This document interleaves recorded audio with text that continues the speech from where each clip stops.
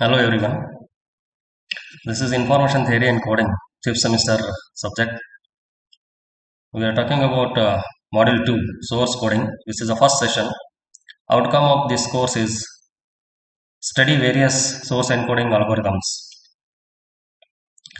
We are going to look into the contents in this particular source coding is introduction, encoding of the source output, properties of codes, and some questionnaires. Introduction. When the source symbols are generated by the source, they do not have the equal probabilities always. For example, occurrence of letter Z in English language is less compared to that of letter A. If all the symbols are generated by the source are allotted same number of binary digits, then information carrying capacity of binary digits will not be sufficiently utilized in case of less frequently occurring symbols. So source symbols involves efficient means of encoding the source outputs. These encoding algorithms exploit the statistical properties of the source. So this is the encoding of the source output. So what exactly the source output, how to encode it? So source encoding is a process by which the output of the information source is converted into R array sequence, where R is the number of different symbols used in this transformation process. The functional block that performs this task in a communication system is called the source encoder. The input to this encoder is the symbol sequence emitted by the information source, and the output of this encoder in this is the R array sequence. If R equal to 2, then the output is binary sequence, R equal to 3 is a ternary sequence, R equal to 4 is a quaternary sequence, and so on. So let us source alphabet S consists of a q number of source message symbols given by S equal to S1, S2 to SQ.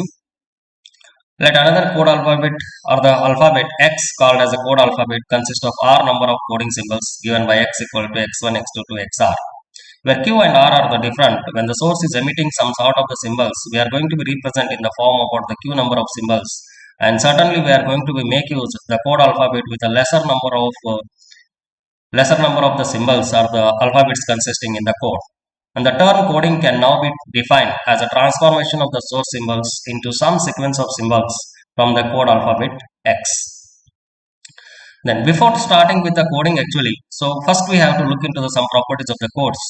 So we shall now discuss the properties of the code must possess in order that it becomes more useful in information transmission. We shall intentionally take trivial examples in order to get a better understanding of the desired properties. So first one is a block code. A block code is a one in which a particular message of the source is always encoded into same fixed sequence or a finite sequence of the code symbol. Although in general block means a group having identical property, we shall use the word here to mean a fixed sequence only. Accordingly, the code can be fixed length code or a variable length code, and we shall be concentrating on the later type in this chapter because always whatever the codes we are going to be generate from the source, it may be what the variable in length. So to be more specific as to what we mean by a block code, consider a communication system with a one transmitter and one receiver. Information is transmitted using a certain set of code words. If the transmitter wants to change the code set, first thing to be done is to inform the receiver. Otherwise, the receiver will never be able to understand what is being transmitted. Thus, until and unless the receiver is informed about the changes made, you are not permitted to change the code set. As we used to teach in the class, whenever we are going to start any of the topic, first we must tell what is the topic name. Then only what the students may trigger to that particular topic. Otherwise, the receiver and transmitter may not be what the compatible. In this scene, the code words we are seeking shall be always finite sequence of the code alphabet, and they are fixed sequence codes. A block code is a code which maps each of the symbols of the source alphabet S into some finite sequence of the code symbols from the code alphabet X, and each of these finite sequences is called code word. Now let us look into the example. Consider a source emitting of only 4 symbols which are to be encoded with a binary coding. Then S equal to S1, S2 to S3, S4, and X is having a 0, 1. So we are considering here binary coding. So only we are having code alphabet 0 and 1. So source is emitting 4 symbols. So there are many possibilities we are going to be code S1, S2, S3 and S4. A block code can be constructed as shown below. Considering the pair of symbols for each source symbols. So S1, S2, S3, S4. So whenever you are having only two numbers in the code alphabet, so you can take it as what the 2 to the power of any values you can make use to write the particular code for the source symbols. So here we are considering the two things, that is the two digits we are writing for each and every symbol. So code alphabet is having x is 0 1, and the code words we are going to be write, let us name it as a code A, and then we are writing it as a 0 0 0 1 1 0 and 1 1. The sequence is 0 0 0 1 1 0 and 1 1 are the code words for the source symbols S1, S2, S3 and S4 respectively. Now, next code is what the non-singular codes. So, what exactly the non-singular code is? A block code is said to be non-singular if and only if all the code words are distinct and easily distinguishable from one another. So, what we have seen in the code A, all the codes are the easily distinguishable and they are distinct in nature. So, that's why the code A is going to be called as a non-singular code. So, let us consider one more example. So S1, S2, S3, 4 is having what the 0, 1 as a code alphabet. Let us assign the code words, that is S1, S2, S3, S4 with the code alphabet as X. Then we are going to be write it as a code B. Say it as a 0. So first I have assigned S1 as a 0, S2 as a 0, 0, S3 as 0, 1 and S4 as 1, 1. Now these code words appears to be non-singular, but actually it is not so, because what we are defined in the non-singular code, each and every code words for the source symbols should be what the distinct and easily distinguishable. By considering these things, we are going to say it as a non-singular, but actually it is not so. So this can be confirmed by considering the second order extension of these code words. So what is the second order extension? So whenever you are going to have any number of symbols in the code alphabet and a source alphabet, then code alphabets you are going to be take it as what? So second extension version of this. So they are having what the 4 symbols, and then you are going to have what the only 2 this value. So 2 to the power of 4 will be what the 16 possible combinations you can have. So what are those? S1 S1, S1 S2, S1 S3, S1 S4, S2 S1, S2 S2, S2 S3, S2 S4, S3 S1, S3 S2, S3 S3, S3 S4, then S4 S1, S4 S2, S4 S3, S4 S4. Then by looking at all these code words, so we are going to be look into what S1 S2 and S2 S1 are having the same code words. So whenever you are going to have any extension of the codes, so if they are going to have what the easily distinguishable and they are distinct in nature, then only we are going to say it as a non-singular codes. But here in the second order extension itself, we are getting what the same codes for S1, S2 and S2, S1. Therefore, it is not a non-singular code. Next code is the uniquely decodable codes. So now it should be a block code and it should be a non-singular code. So a non-singular code is uniquely decodable or uniquely decipherable if every code word present in a long received sequence can be uniquely identified. So first thing is what? It should be a block and it should be a non-singular, and then we can say it as what the uniquely decodable or uniquely decipherable. The nth extension of a code that maps each message into code words, say C, is defined as a code which maps the sequence of messages into sequence of code words. Now, let us look into the example.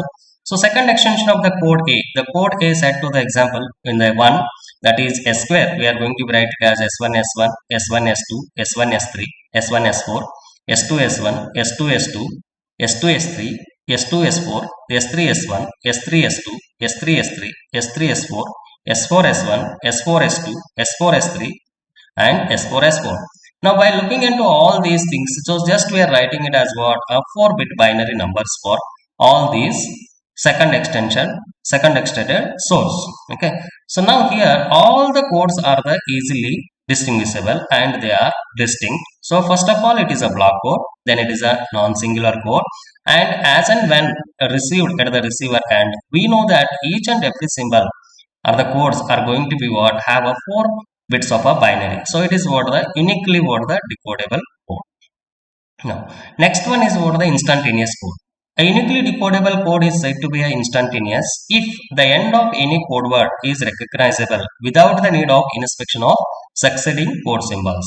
That is, there is a no time lag in the process of decoding, and the decoding is done instantaneously as and when the symbols arrive at the receiver. To understand the concept, consider the following codes. These are the codes.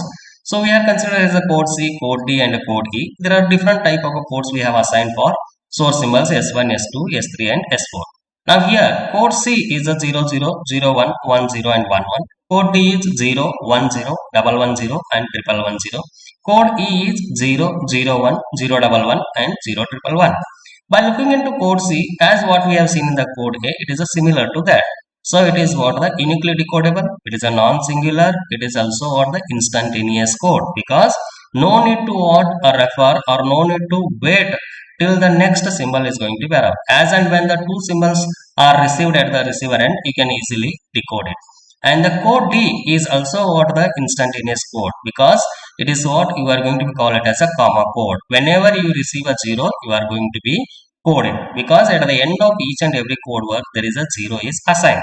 But certainly when you see code E, it starts with a 0 and next code is also what the 01. So we are in a confusion state whether the 0 is going to be coded as a S1 or whether I have to what wait to what next value is going to become. So for that only what whenever we are going to receive any of the values, so we have to wait till to get the next symbol. If the next symbol is also arrive as 0, then previous symbol you have to code it as a that particular value is a say S1. Then next value if it comes 1, then again I have to wait it as what whether 0 is receiving or the any other symbol is receiving. If 0 is receiving, then I have to code it as a S2 like 01. Then next one is what the optimal codes. An instantaneous code is said to be optimal code if it has a minimum average length L for a source with a given probability assignment of the source symbols. In such codes, source symbols with the higher probabilities of occurrence are made to correspond to shorter code words. Suppose that a source symbol Si has a probability of occurrence Pi and has a code word of length Li assigned to it, while a source symbol Sj with a probability of Pj has a code words of length Lj. If Pj is greater than Pi is greater than Pj, then obviously what Li should be what the less than Lj. For the two code words considered, it then follows that average length L1 is given by L1 equal to Pi Li plus of Pj Lj. Now, suppose we interchange the code words so that the code word of length Lj corresponds to the Si and the Li corresponds to the Sj. Then the average length becomes L2 equal to Pi Lj plus of Pj Li. It then follows L2 minus L1 equal to Pi inside the bracket Lj minus of Li plus of Pj inside the bracket Li minus Lj. Then it is a Pi minus Pj into Lj minus Li. Now since Pi is greater than Pj and Li is less than Lj, it is clear that L2 minus L1 is positive. That is assignment of the source symbols and the code word length correspond to the average length of L1 is shorter, and which is the requirement of the optimal code. A code that satisfies all the 5 properties is called the irreducible code. Now what we have seen all the type of the codes, so that we have drawn with one tree diagram like a thing. So code are divided into the two parts, that is a block code and a non-block code. Then block code is again divided into what the two parts, that is a singular and a non-singular code. Non-singular is divided in again two types of the codes, that is a non-uniquely decodable and uniquely decodable code. And uniquely decodable code again it is what divided into the two different type of the codes, that is a non-instantaneous code and an instantaneous code. Instantaneous code is finally what the divided into two different type of the code, that is optimal code and a non-optimal code. So in other way, what we are going to see is a optimal code is a subset of instantaneous. Instantaneous is a subset of uniquely decodable code. Uniquely decodable code is a subset of non-singular code, and non-singular subset is a block code. So that we are going to see with one more diagram, that is what here optimal code, instantaneous code, uniquely decodable code, non-singular code, and a block code. This is what the code property using the circle diagram. Next, we are going to see what the prefix of a code. So if any of the prefixes are present in a given codes, then such codes are not going to be called as an instantaneous code. Okay, so let x1, x2, x3, xn be a code words of some code. Then the sequence x1, x2 to xj for all j less than or equal to m are called prefixes of code x. For example, say let x equal to 0, 1, 1, 1. Therefore, m equal to 4. That means total m 4 bits are there. So, m is equal to 4. When j is equal to 1, if I consider, then it will be 1. J equal to 1, then the code is 0. When j equal to 2, then the code is 0, 1. If j equal to 3, it will be 0, 1, 1. And if j equal to 4, then the code is 0, 1, 1. And these are the prefixes of code X. So certainly when you take it as a 0, it will be the prefix for the next code like a 0, 1. If I take 0, 1, 0, 1 will be the prefix of the 0, 1, 1. Then 0, 1, 1 if I take, it will be the prefixes for 0, 1, 1. So prefix of a code, it is a necessary and a sufficient condition for uniquely decodable code to be instantaneous is that no complete word of a code be a prefix of any other code word. In other words, when the prefixes are present, the code word is not instantaneous, and when prefixes are absent, then that is the instantaneous code. So consider the source symbols S1, S2, S3, S4. And the code C is 0, 1, 0, 110 and 110. Code D is 0, 0, 1, 0, 11 and 0, 111. So now code C is not what the if there is no code word is a prefix for any other code word. But certainly when you see the code D, there is what the 0 is a prefix for what the S2 code, 0, 1 is a prefix for S3 and 0, 11 is a prefix for S4. Hence, code D is not an instantaneous code and code C is an instantaneous code. Okay, so this is what the prefix of a code. Now, how to check or how to construct the instantaneous code with the help of what average length or what are the number of bits required to construct a particular code. So we use what the Crafts inequality or the Crafts-Macmillan inequality proof. So it is a necessary and a sufficient condition for the existence of an instantaneous code with a word length of L1, L2 to LQ, where it is summation of I equal to 1 to q r to the power of minus li is always lesser or equal to 1, where q is a number of symbols emitted in the source and r is which type of the code we are writing, whether it is a binary code, ternary code, quaternary code. So based on that, r's value will be changing. If I am considering it as a binary, it will be a 2. If it is a ternary, it will be a 3. And li is the respective lengths of the particular code. So where r is the number of different symbols used in the code alphabet, li is the word length in the binary digits of the code word corresponds to the ith source symbol, and q is the number of source symbol. So to understand the significance of KMI, that is a Crafts-Macmillan inequality, let us consider the following codes: code A, code B, code C, code D and code E. So S1, S2, S3, S4 are having what the different codes. So by looking at these values, so we are going to be write it as a, for first code A, all LIs or all lengths are same. That is L1, L2, L3, L4 are having the same values, that is a 2. Certainly if you look into the code B, there are different values of the LI. First one is 1 and next 3 are the 3's. And in the code C, first one is 1, second one is 2, third and fourth are having a length 3, 3. And code D is having what the entirely different, that is a L1 is 1, L2 and L3 are 3, L4 is 2. Code E is L1 is 1, L2 is 2, L3 is 3 and L4 is 2.